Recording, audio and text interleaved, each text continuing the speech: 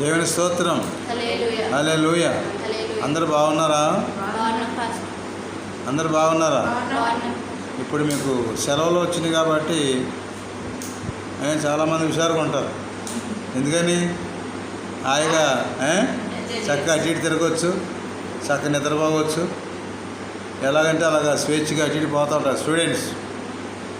పెద్దవాడు చిన్నవాడు అందరూ కూడా వాళ్ళు సెలవులు ఎప్పుడు ఇస్తారు అనుకుంటారు ముందు. తర్వాత సెలవులు ఇచ్చిన తర్వాత మా ప్యానాలు వేపించి తింటున్నారు వీళ్ళు అని తల్లిదండ్రులు కూడా చాలా బాధపడుతున్నారు. చక్కగా సెలవులను హ్యాపీగా వాళ్ళు గడపాలి స్టూడెంట్స్. కాబట్టి దేవుని వాక్యాన్ని ఈరోజు ధ్యానం చేసుకున్న మత్తయి సువార్త 5వ అధ్యాయం 13వ వచనం నుండి 16 వరకు చదవమ్మా. మీరు లోకమునకు ఉప్పై ఉన్నారు. ఉప్పు నిస్సారమైతే అది దేని వలన సారం పొందును? అది బయట పారవేయబడి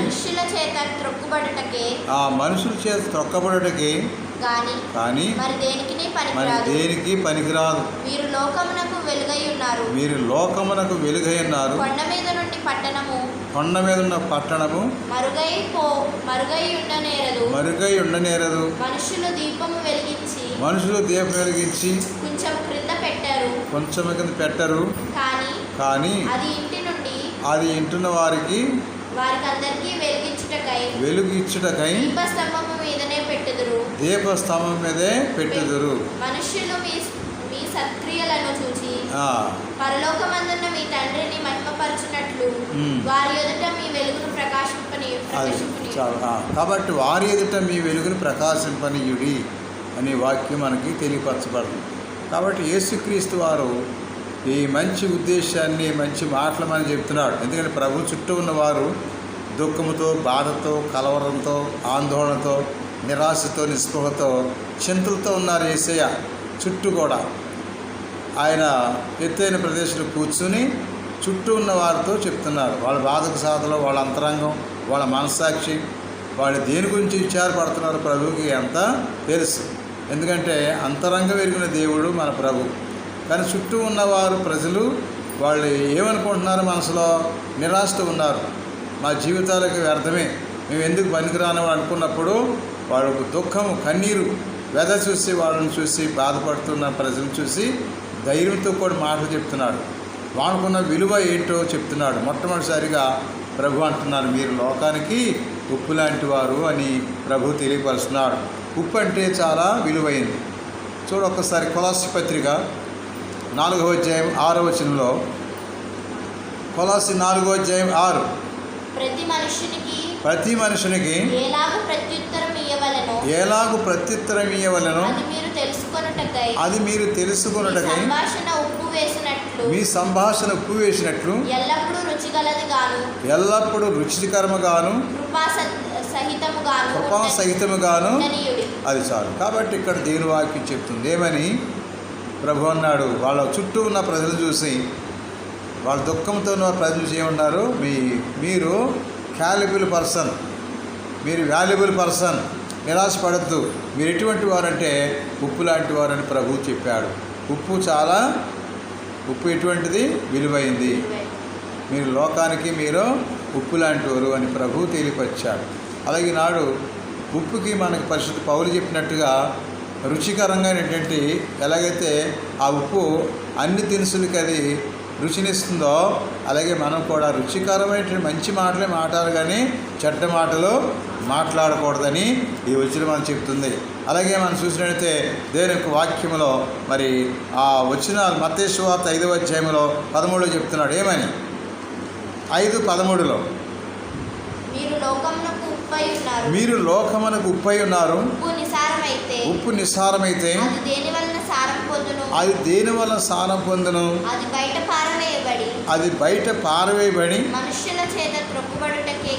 ఆ మనుషుల చేత తొక్కబడికే కానీ అది. కాబట్టి ఉప్పులో ఏముండాలి? ఉప్పుదనం ఉండాలి.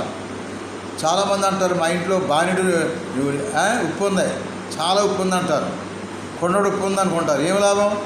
నీరెట్టినటువంటి పనికిరానట్టు ఉప్పునేం చేస్తారో బయట పారబెడతారు. అది ప్రజల చేత త్రొక్కబడుటకి కానీ ఎందుకు పనికిరాదు. అలాగే ఈనాడు ఉప్పులో ఉన్న ఉపాదానం ఏ విధంగా కలిగి ఉందో అలాగే మనం క్రైస్తవత్వంలో దేవుని బిడ్డలుగా ఆ ఉప్పుకున్న శక్తి మనం కలిగి ఉండాలి. అందుకనే ఉప్పు నిస్సారం కాకూడదు. క్రైస్తవత్వంలో మరి ఉప్పు కలిగి ఉండాలంటే శక్తివంతమైన ఉప్పు కలిగి ఉండాలి. చూడండి, ఉప్పు ఒకసారి ఇదివరకు ఏం చేసేవాళ్ళు, దిష్టి తీసి చుట్టూ ఏం చేసేవాళ్ళు, అది పొయ్యిలో పాడేసేవాడు. పొయ్యిలో పాడితే పెట్టడం బాగుతూ ఉండేది.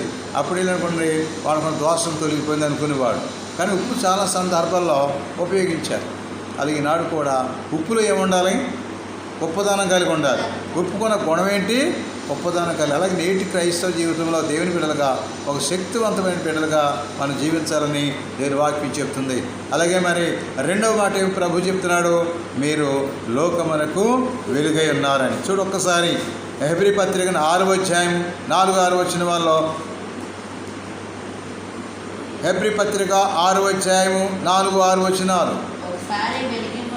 ఒకసారి వెలిగించబడి పరలోక సంబంధమైన వారము రుచి చూచి పరిశుద్ధాత్మలో పోలివారై దేవుని దివ్య వాక్యమును రాబో యుగ సంబంధమైన శక్తుల ప్రభావమును రుచి చూచిన తరువాత తప్పిపోయిన వారు తమ విషయంలో దేవుని కుమారుని మరలా సిలువ వేయచ్చు బహాటముగా ఆయనను అవమానపరుచుచున్నారు. అది కాబట్టి మీరు లోకానికి వెలుగు కదా. ఒక్కసారి వెలిగించబడిన తర్వాత మళ్ళీ చీకటి అయిపోతే, ఈనాడు చాలామంది క్రైస్తులుగా దేవుని వెలుగు ఉంటారు, మళ్ళీ చీకటి అయిపోతారు. అంటే అర్థం వాళ్ళు ఆ వెలుగు తత్వం గ్రహించలేకపోతున్నారు. వెలుగు అంటే ఏంటి అసలు? ఎఫెసీ పత్రిక 5వ అధ్యాయము, ఎఫెసీ పత్రిక 5వ అధ్యాయంలో 9వ వచనం. హెబ్రీ పత్రిక చదివేప్పుడు ఇప్పుడు ఎఫెసీలో చదవమా 5:9. వెలుగు ఫలము సమస్త విధములైన మంచితనము నీతి. అది కాబట్టి వెలుగంటే ఏంటి అసలు? మొట్టమొదటిది మంచితనం. వాళ్ళు వెలుగు పుత్రులు, వెలుగు బిడ్డలు అంటే మంచి పిల్లలు. చాలా చక్కగా క్రమంగా భక్తిలో జీవిస్తారు, ప్రార్థనలో జీవిస్తారు. ఆ బిడ్డలు వాళ్ళ కుటుంబం కూడా చాలా మంచి కుటుంబం. వాళ్ళు ఎటువంటి వాళ్ళు, మంచివాళ్ళు. ఎందుకంటే మంచితనం రావాలని చాలా కష్టపడాలి. చెడు రావాలంటే ఒక్క నిమిషం పట్టదు. అందుకే మంచి నెలకొల్పటానికి మనం ప్రయత్నించాలి. మన మంచి పేరుని మనం పోగొట్టుకోకూడదు. అందుకే నా వెలుగంటే ఏంటి? మీరు లోకానికి వెలుగన్నారు ప్రభు. వెలుగంటే అర్థం ఏంటి? మంచితనం, రెండవది నీతి, మూడవది సత్యం. అందుకనే వెలుగంటే ఏంటి? ఒకటి మంచితనము, రెండవది నీతి, మూడవది సత్యం. సత్యం అంటే వాక్యం. సత్యం అంటే ఏంటి అర్థం? వాక్య జీవితం కలిగి ఉండాలి. అలాగే నీతి, ఒరిజినల్, అబద్ధాలు ఆడకూడదు. ఉన్నది ఉన్నట్టు మాట్లాడాలి. ఇంట్లో ఒక మాట, బయట ఒక మాట, ప్రజల దగ్గర ఒక మాట, వ్యక్తిగతంగా మాట ఉండకూడదు. నీతి అంటే ఒరిజినల్. మాట అంటే మాట అంటారు చూడు. చాలామంది అంటారు కదా, నా మాట నమ్మతలేదా? నా మాట మీద నమ్మకం ఉంటే నా మాట అంటే మాటే, తిరిగేది లేదు, జరిగేది లేదు, తగ్గేది లేదంటారు. అలాగే నాడు మరి మనం వెలుగు జీవితం జీవించాలని దేవుని వాక్యం తెలియపరచబడదు. అందుకే ప్రభు చుట్టూ ఉన్న ప్రజలు బాధలతో ఉన్నవాడు ఏం చెప్తున్నాడు వాళ్ళకి? ప్రభు, మీరు లోకానికి ఉప్పు లాంటి వాడు, మీరు లోకానికి వెలుగు లాంటి వారు, మీరు లోకానికి ఎటువంటి వారంటే పెద్ద పట్టణం లాంటి వాడు అని ప్రభు తెలియపరుస్తున్నాడు. అలాగే మనం చూసినట్టయితే మరి దేవుని వాక్యం మత్తయి సువార్త 5వ అధ్యాయం 14వ వచనం, 5:14, 5వ అధ్యాయం 14వ వచనంలో మీరు లోకమునకు వెలుగై ఉన్నారు, కొండ మీద పట్టణము మరుగై ఉండనేరదు. కాబట్టి కొండ మీద కట్టబడినటువంటి పట్టణం చూసారా? చాలాసార్లు మనం విజయేశ్వరం దాటినప్పటికీ మనకి మహాపట్నం రాజమహేంద్రవరం కనపడుతుంది రౌండ్కి వెళ్ళినప్పుడు. అదిగో రాజమండ్రి, అదిగో రాజమండ్రి అంటారు. ఈ మధ్యలో నది ప్రవాహం ఇవన్నీ కనిపిస్తూ ఉంటాయి, దీవులు అవన్నీ కనపడతాయి. ఏమనుకుంటారు ప్రయాణం వెళ్ళేవాళ్ళు? ఇప్పుడు ఎక్కువ అనుకుంటారు, ఎందుకంటే ఫ్రీ బస్ ఉంది కాబట్టి ఆడవాళ్ళు కెట్కెట్లాడిపోతున్నారు. రాబోయే క్రిస్మస్ సీజన్లో జనవరికి చాలామంది బట్టల షాపింగ్కి వెళ్తారు. అదిగో మహాపట్నం, అదిగో రాజమండ్రి అంటారు. రాజమహేంద్రవరం అర్థమని చెప్పేది ఎందుకని కనపడుతుంది చరణ్? అది కొండ మీద ఎత్తైన ప్రదేశంలో నిర్మించబడిన పట్టణము రాజమహేంద్రవరం. అలాగే ప్రభు ఏమన్నారంటే మీరు ఒక భవంతి లాంటి వాళ్ళు, ఒక మహాపట్నం లాంటి వారని ప్రభువు తెలియపరుస్తున్నాడు. దేవుని స్తోత్రం. అలా కీర్తన గ్రంథం 62వ దావీదు కీర్తన 1-2 వచనాల్లో, కీర్తన గ్రంథం 62వ దావీదు కీర్తనలో ఈ మహాభక్తుడు అంటున్నాడు ఏమని? 1-2 వచనాలు.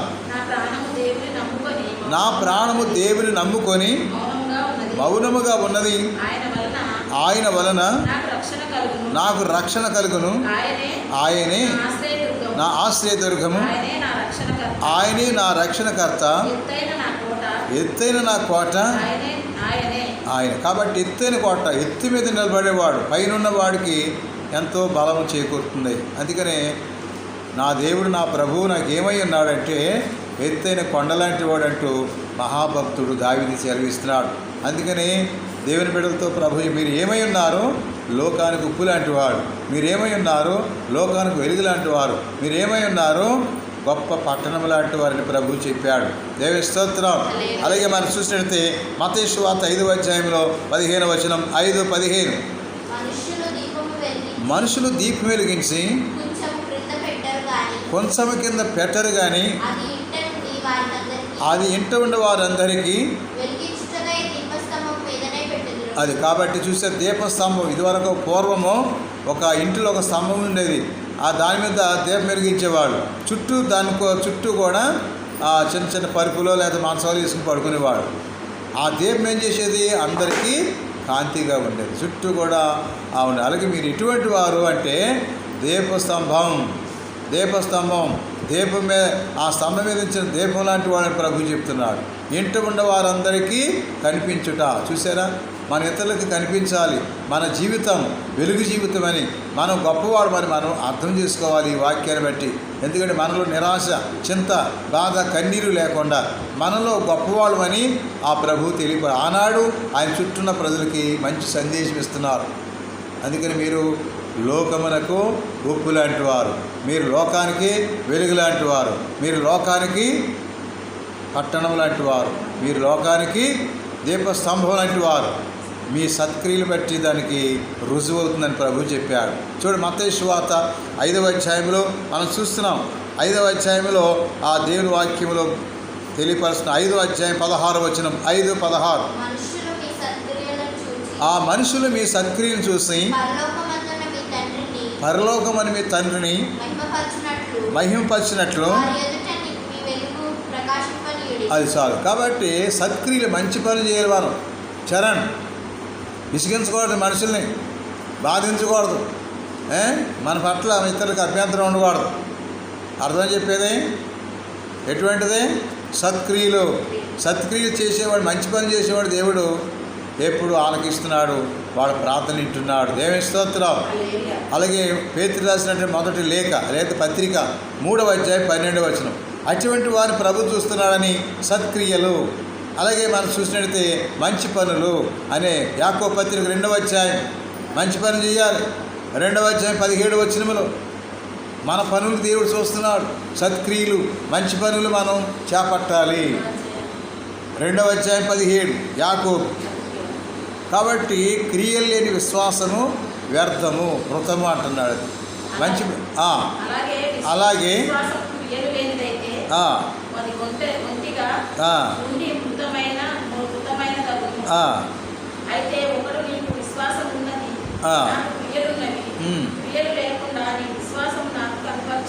అది చాలు. క్రియలేని విశ్వాసము ఎటువంటిది? మృతం అంటే వ్యర్థం. పక్షి పైకి ఎగరాలంటే 2 రెక్కలు అవసరం. విశ్వాస జీవితానికి 2 అవసరం. ఒకటి విశ్వాసం, రెండవది క్రియలు, అదే సత్క్రియ. క్రియలు లేని విశ్వాసము మృతం అంట. అందుకనే పక్షి ఎగరాలంటే చరణ్ లయ ఎన్ని రెక్కలు అవసరం? 2 రెక్కలు ఉంటే ఒక రెక్క ఎగురుతుందా? అలా క్రైస్తవ విశ్వాసం ఎదగాలంటే, బలపడాలంటే ఒకటి విశ్వాసం ఉండాలి, రెండవది క్రియలు కలిగి ఉండాలి. అయితే విశ్వాసం ఎలా వస్తుంది అన్నప్పుడు దేవుని వాక్యం వినుట ద్వారా. ఒకసారి దేవుని వాక్యం చెప్తుంది. రోమపత్రిక 10వ అధ్యాయం 17వ వచనం. రోమపత్రిక 10వ అధ్యాయం 17లో దేవుని వాక్యం మనం చూస్తున్నాం. అక్కడ బలమైన మాట చెప్తున్నాడు. ఏమని? రోమపత్రిక 10వ అధ్యాయం 17వ వచనం. రోమా 10:17 వచనం. అక్కడ మనకి కాగా వినుట వలన విశ్వాసం కలుగును. అది కాబట్టి దేవుని వాక్యం చెప్తుంది. వినుట వలన విశ్వాసులు అవుతాం. అందుకని ప్రభు చుట్టూ చేరిన ప్రజలకి దేవుడు మంచి మెసేజ్ ఇచ్చాడు. నిరాశ పడకో, చింతపడకో, మీరు దేవుడి పైన ఆధారపడండి. మీరు ఎటువంటి వాళ్ళు? లోకానికి ఉప్పు లాంటి వాడు. ఉప్పు లేని ఇల్లుందా? అక్కడనా వెలుగు లేని ఇల్లుందా? ఏమా? ఈనాడు చాలా బిల్డింగ్లు కడుతున్నారు ఎత్తుగా ఉండాలని. ఒక అంతస్తు కట్టి ఏమనుకోండి పైన కొమ్ములు ఎత్తున్నారు, అంటే ఊసలు ఉంచుతున్నారు. ఎందుకని? ఫ్యూచర్లో వాళ్ళ బిడ్డ లేకపోతే మనవడో పైన బిల్డింగ్ వేస్తాడని. మొదటి అంతస్తు మానేస్తున్నారా? మానుతున్నారా?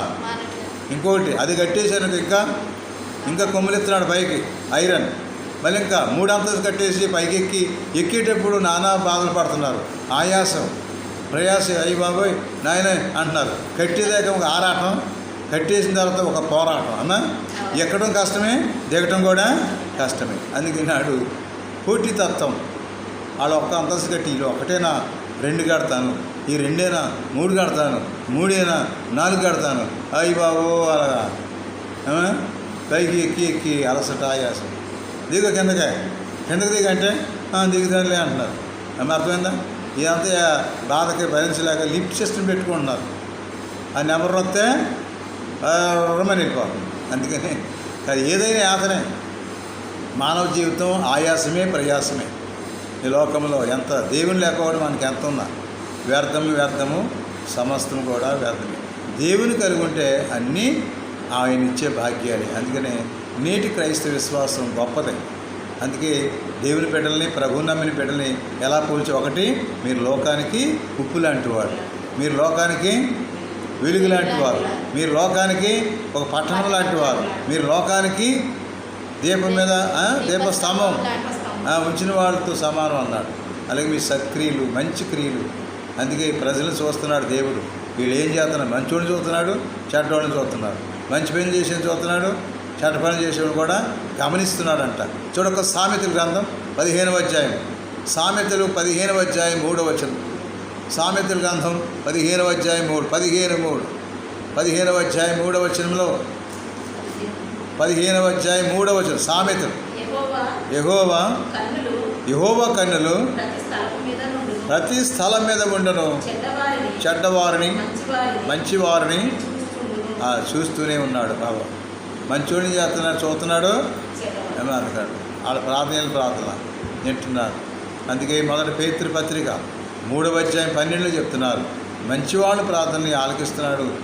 ఆ చెడు చేసేవాళ్ళని, మంచి చేయని వాళ్ళని చూసి దేవుడి బాధపడుతున్నాడని వాక్యం సెలవిస్తుంది. మొదటి పేతురు పత్రిక 3వ అధ్యాయం 12లో మంచివాడి ప్రార్థనని, నీతిమంతుల ప్రార్థనని ఆయన ఆలకిస్తున్నాడని. పేతురు రాసిన మొదటి పత్రిక 3:12, 3వ అధ్యాయం 12లో మనం చూస్తున్నాం. ఏమని? మంచివాడు ప్రార్థన వింటున్నాడు. పేతురు రాసిన మొదటి పత్రిక 3వ అధ్యాయం 12. ఆ ప్రభు కన్నులు నీతిమంతుల మీదను, ఆయన చెవులు వారి ప్రార్థన వైపుకు. కానీ అది కాబట్టి మంచి చేయాలని ఎప్పుడు ఉదయం లేచిందని నిద్రపోయే వరకు మనం మంచి చేయాలి, కానీ కీడుని తలపెట్టకూడదు, కీడుని తలంచుకోకూడదు, చెడ్డ పనులు చేయకూడదు. అందుకే నాడు ఈ బలమైన మాట ఆయన కొండ మీద ఎక్కి పర్వతం మీద కూర్చుని మాట్లాడినప్పుడు వాళ్ళకి ఎంత ఆనందమో. ఏడ్చేవాళ్ళు, బాధలతో, ఆకలితో, నిరాశతో నిసిపోతున్న వాళ్ళని చూసి మాట్లాడిన ప్రభు. అలా ఈనాడు ఈ మాటలు మనకి కూడా వర్తిస్తున్నాయి. మనం ఎటువంటి వారిని ప్రభు దృష్టిలో ఉండాలనుకుంటున్నాడు? మీరు లోకానికి నేను ఒక ఉప్పు లాంటి దాన్ని, ఉప్పు లాంటి వాడిని, నేను లోకానికి వెలుగు లాంటి దాన్ని, అదే నేను లోకానికి వెలుగు, నేను లోకానికి పట్టణం. నా పైన ప్రజలు ఆధారపడి ఉన్నారు.